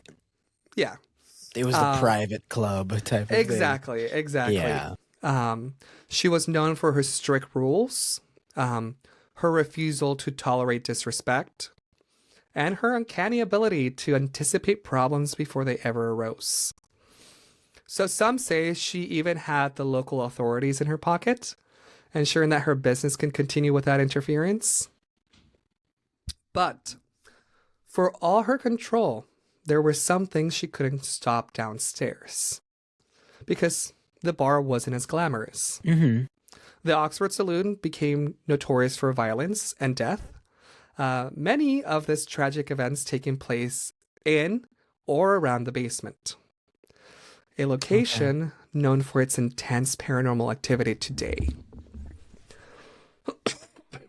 Now, let's talk about the ghosts. Yes, Because that's what we're here for. Yes. One of the well-known spirits lingering at the Oxford Saloon, his name is Henry. Okay. Now, who's Henry? Hi, Henry. Yeah, who is Henry? Henry wasn't just another face in the crowd. He was a police officer by day and a saloon bouncer by night. Okay, for some reason, Go ahead. I was picturing Henry as like a boy, like a little kid. No, the name is very childlike, especially when we're talking in in the early 1900s. Yeah, you're like police officer and like, oh, okay, yeah, no, not a little kid, no. No. I mean, unless you see him dressed as a cop as a child, but still. No. But yeah, so he was a police officer by day and a saloon bouncer by night. And depending on who you ask, he was also a man who walked a fine line between protector and predator. Okay. Yeah, some say he took the job to keep the peace, breaking up fights before they turned deadly. Others claim he had a habit of using his authority as a shield, roughing up patrons a little too eagerly and looking the other way when just the right amount of money crossed his palm. Mm-hmm. Now, what is known is that one night, a fight broke out at the saloon. And it was the kind of fight that just people turned tables into shields, bottles into weapons. Okay, it's one of those like Wild West movie like fights type of thing. In the chaos, Henry was stabbed. Oh, shit. Yep. Yeah, okay. So some say that it was a targeted attack, and some say he waited for the perfect moment to settle a long-line grudge. Someone was waiting for that. Others insist that it was just bad luck. Wrong place, wrong time. A victim of the very violence that he was supposed to stop. So, like I mentioned, he has been seen at the saloon because he did not find peace in death. Mm-hmm. His presence lingers, most notable in the basement stairs, not even in the basement, just the basement stairs, where the air grows thick and the temperature drops. In addition to that, women in particular seem to catch his attention. Oh my God, he's a player. Yep. I mean, yeah, maybe. In the dim lights of the saloon, specifically in the restrooms of the female patrons, they have reported feeling seen, watched. Oh, he's a pervert. Yep. He's the other P, not a player. Okay. He's a pervert. All right. Some Protect and serve. Uphold the law. and apparently more than that. Yeah. The female patrons have also said that they have felt hands pinching them. Ooh, Yep. And when they would turn around, nothing would be there. that's gross. So once again, is it like a playful trick or is it more sinister? Because for all the bravado that he had in his life, he seems like reluctant in the afterlife. Yeah. He's been known to disappear the moment that someone acknowledges him directly. As if being confronted just shatters whatever control he still clings onto. Yeah. Other than that, whether he's a villain or a victim or something in between, we don't know. Maybe he's not ready to face whatever happened. But definitely not a residual haunting, definitely a very intelligent haunting. Got it. Now, while the first floor and the basement have their fair share of paranormal happenings, The second floor is where it truly gets chilling. Okay. Because as we heard, that's where, there was the high-end The brothel. yes, which I'm intrigued about. So the high-end brothel, not anymore, but during its time and nowadays, like the second floor, they are three distinct spirits that's said to haunt the upper level. Okay. That's actually kind of a lot. Yeah, Like, yeah. yeah. Especially, like, I'll show you a picture afterwards. It's kind of a small building. But the three ghosts are said to be a man with a bowler hat and two women. Okay. Now, one of these spirits is believed to be Kathleen herself, Hmm. appearing as an older woman in a purple dress with matching bows. No one knows exactly what happened to Kathleen. Some say that she simply walked away, retiring into acquire wealth once she made enough money. Others believe that she met a darker fate and that perhaps she crossed the wrong man, made one too many deals, and she was erased from history as swiftly as she built her name. Hmm. So no one really knows what happened to Kathleen, but people assume that the lady on purple wearing purple is Kathleen. Got it.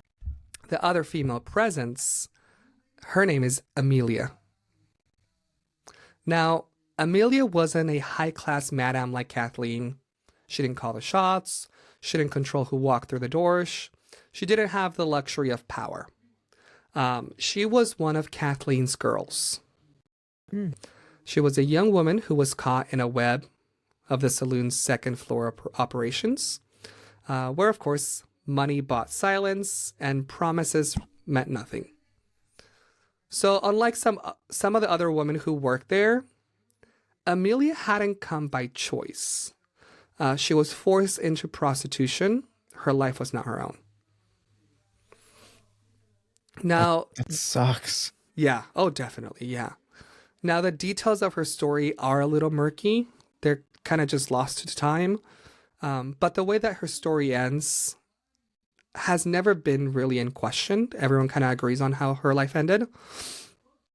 One night, Amelia's body was found inside her small upstairs room, locked away in a closet, lifeless.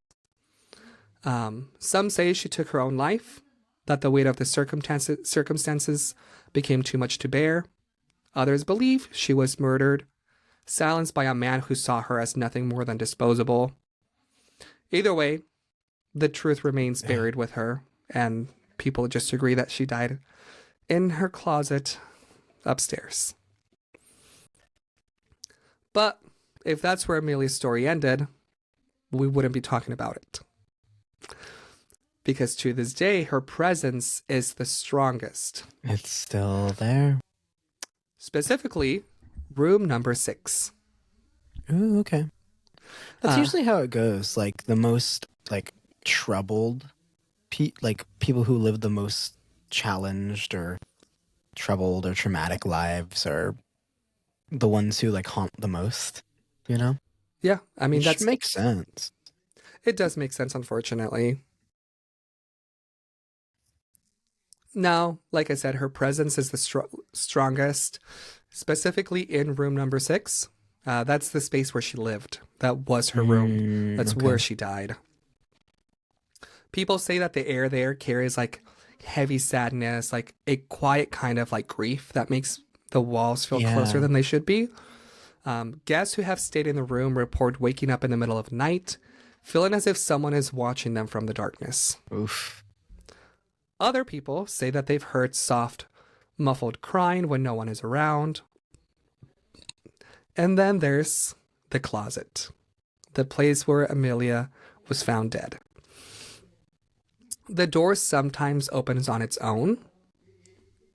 The knob rattles as if someone's inside desperately trying to get out.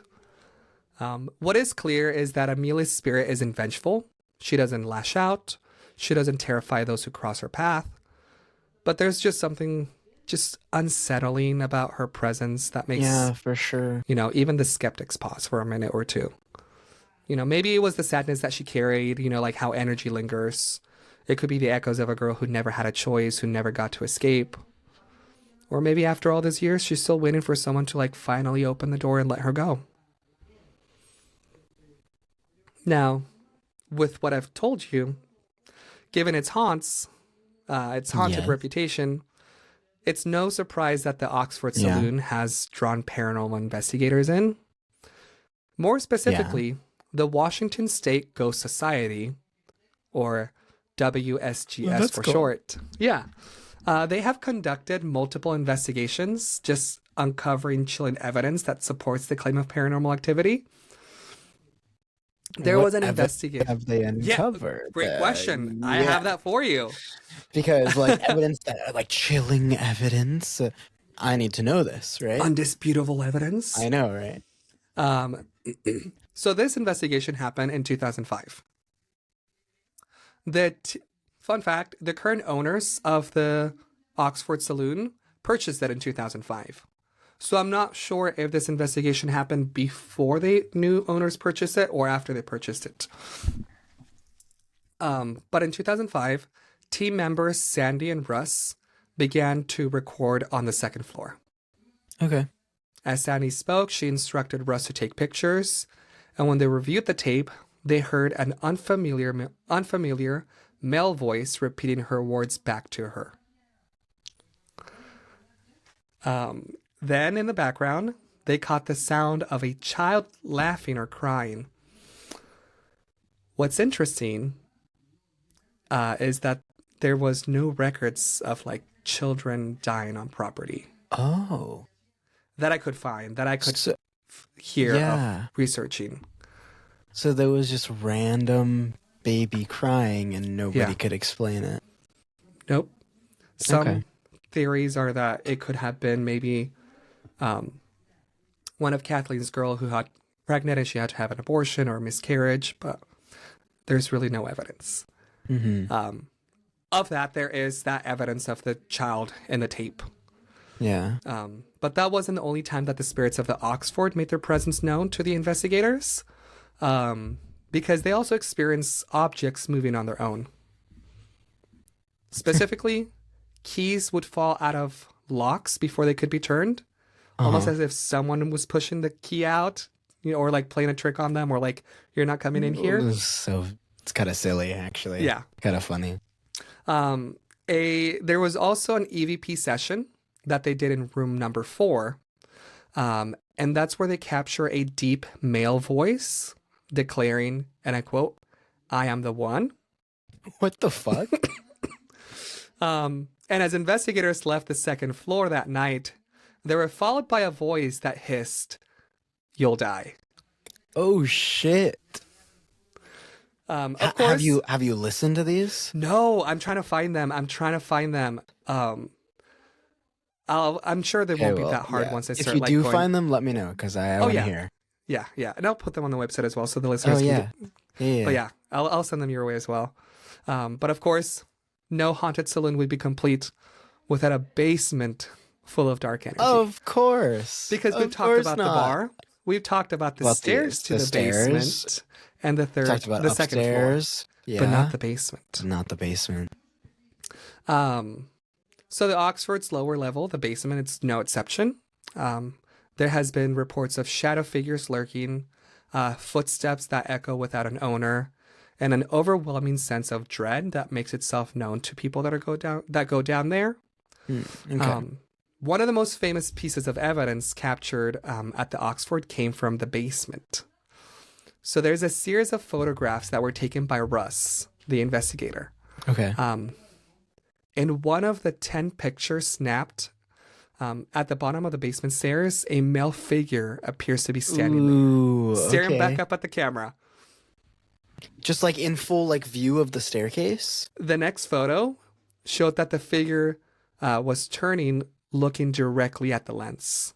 Oh shit. Now, the photos were later examined by professionals, and they did confirm that they had not been altered. That's a start. Okay. Do you have these pictures? I will send those pictures when I get a chance. Hell yeah. I need to see them. Now, to this day, those pictures remain as one of the most compelling pieces of visual evidence collected at the Oxford Saloon. And the team ended their investigation. To end their investigation, they took a break, and one of the members stepped into the restroom, but he wouldn't stay there for long because as he handled his business, he suddenly heard a deep, disembodied voice whisper in his ear, "Get out." So I don't blame him for listening and just leaving. Yeah, I would do the same. Yeah. Yeah. Now there's a few videos out there, not too many of the Oxford Saloon, but there's some that I found on YouTube, and one of them they actually interviewed two of the workers. So I have two stories from the workers. I think this man was a cook or is a cook, and he said he started in 1998, and he said that his toddler was upstairs one day, and that he saw a lady in the bathroom, and that the kids saw blood in the bathtub. Oh, shit. The cook thought that the person up there was just a tenant who was rinsing some of the paint buckets out because the cook noticed that some days earlier there was some painting in the property. Yeah. But when the cook walked in there, his toddler said it was gone and there was a clean bathtub. It's almost like those stories that the kids tell you and you're like, I don't want to believe that, but it's creepy that. And it's not like super creepy or like intimidating, but it's just like, that's weird. I don't like that. Yes. They also interviewed a lady. I don't know if she was a bartender or a server, but she said that there's a lot more of a feminine energy upstairs. But I will send you a picture. I do not have it saved, but I will send you a picture of this. They have a picture of a saloon girl who they call Fannie Mae. And this picture doesn't stay on the wall. So it has fallen as if it flew. It slid. Eventually they screwed the picture to the wall, partially because the house gets loud on weekends when they have the parties and things like that. Yeah. But one day the lady noticed that the screws had all been pulled out except for one. Oh, weird. Yeah. And apparently there's also this doll that just kept being brought back to the saloon. The doll's name was Mary Elizabeth Brown. And this goes back to when the Oxford was an antique store. Because, it went through multiple different uses. At some point it was an antique store. And it was said that someone brought the doll into the antique store and they didn't want cash for it. They just wanted to get rid of it. Nowadays, 2025, the Oxford Saloon is still open 7 days a week. And according to their website, they have top-notch live music every night on the week. Oh, that's really nice. Yep. There's no coverage charge. They are a family-friendly establishment, and they have a great kids menu. Nice. I'm sure Henry would approve. Yeah. Henry, the not-so-kid. Yeah. Or, the actual kid upstairs. Or the actual kid upstairs, too. Yeah. Now, Henry's the current still a owners, kid in like I my head. mentioned, purchased the Oxford Saloon in 2005. And I got to watch this 4-minute video of the owner talking about the Oxford. And I think it's kind of cool. They have 3 bars, one in every floor. Okay. So the top floor, it's a quieter area, like a boudoir, like a lounge, high-end cocktails. And it's for people to have conversation. That's cool. Yeah. And more of a quiet, intimate moment up there. The main floor, of course, it's bustling with family and music. And then there's the basement, which on weekends, it's more of a club-like atmosphere. Now, I have a quote from their website that says, the Oxford Saloon in Snohomish, Washington is a unique local gem that seamlessly blends the cozy, unpretentious vibe of a dive bar with the electrifying balance of a live band venue. On certain nights, patrons can revel in the laid-back atmosphere, reminiscent of the classic dive bars, enjoying affordable drinks and engaging in casual conversations. However, the true allure of Oxford Saloon lies in the renowned live music events, showcasing a diverse range of talents from intimate acoustic sets to high-energy rock performances. Adding to its charm, the saloon is I love how they don't shy away from its history or the paranormal. It says, add into its charm the saloon's intriguing paranormal history, which infuses an extra layer of ambiance and excitement. For those eager to experience the best of both worlds, the Oxford Saloon offers memorable nights filled with music and a touch of the supernatural. Check out the events calendar or website, blah, blah, blah. Their events calendar doesn't have a lot, but their Facebook page and Instagram is very, very active. Okay. Now, I checked out their Facebook because, like I said, it's very active. And fun fact, for Halloween in 2024, just last year, they had 1,200 kids come through for candy. Wow. Between 2:45 and 5 p.m. That's a lot. So just in 2 hours and 15 minutes, like 1,200 kids came.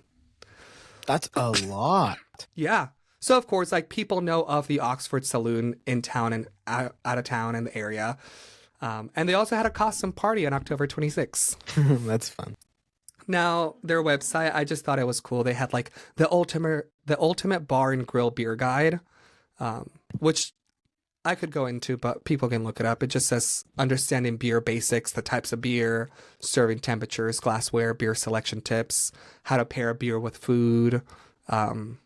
It talks about beer with live music, and then responsible drinking. Last but not least, it has tips for the best experience. Firstly, arrive early. Beat the rush. I mean, that's a good one for everywhere. Yeah, I think that's good for it. Beat the rush and secure a prime spot for viewing and immersing yourself in the atmosphere. Secondly, engage with the band if the opportunity presents itself. Show your appreciation and energy.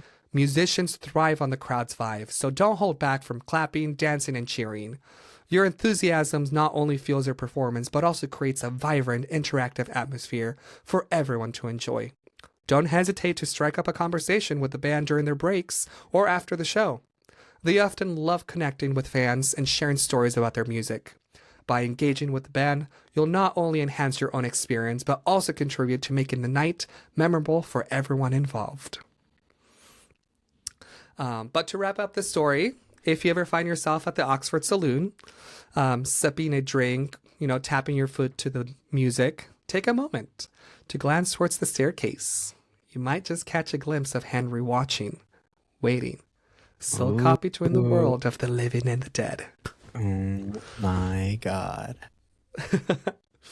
And that is the Oxford Saloon. All right. Which I would love to visit one day. Yeah, I mean, thanks for bringing that up.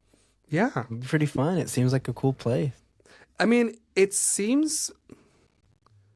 I'm not one really to go to bars, but I would go to the Oxford Saloon. And not just because, it's not... I wouldn't consider it like a bar. Like, they have a full kitchen. Like, it's a full restaurant downstairs as well. They offer delivery and pickup as well. I'm getting paid to advertise them. I'm not. But yeah, that's the Oxford Saloon. What do you think, Kai?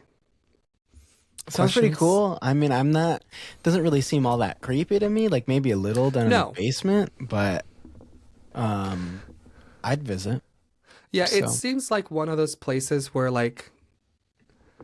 it makes sense that things would happen, but also I wouldn't be necessarily scared of going. Yeah, same here. Especially because I don't maybe because I'm a guy, but no one's going to peep on the bathroom for the men.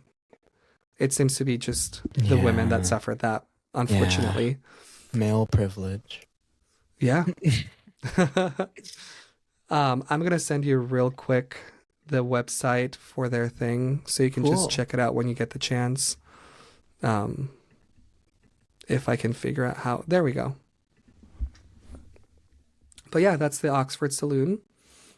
Still open, family friendly. Bring your kids. Sponsor us because I am talking so much about this saloon. Yes, Jay is talking a lot, so a sponsor would be really nice. I'll be your spokesperson. Sorry to be all up in your ear right now. It's probably making you pretty uncomfortable, listeners. Yeah. So, Oxford That's such a Saloon. man thing for me to do. That was crazy. To get close to the Oxford microphone. Saloon. Thanks for sharing. Yeah. I just think that's a thing podcasters do. If you think we're wrong, email us. Yeah. Also, I am calling you guys out because your New Year resolution should be to email us, Yeah. to reach out. Engage with your favorite content creators more. Or like, it doesn't have to be your favorite, but just It could just be us. with content creators. See, with us. Yeah, Yeah, with us. it makes us happy. Cool. But yeah. So we got snipers. We got a saloon. And we've got a lot to talk about those two. So, yeah. It was a fun Hope you guys episode. enjoyed I liked it. It was. I'm glad that we had, I mean, I was going to say interesting stories. I don't think we ever have not interesting stories. Yeah, there's always something good. Right? Yeah. So, thanks for tuning in, folks. Catch us the next episode. See ya. Yeah. That's it. Smurf. Ah! Bye, guys. Thanks for listening. Thanks for listening to Chambers of the Occult.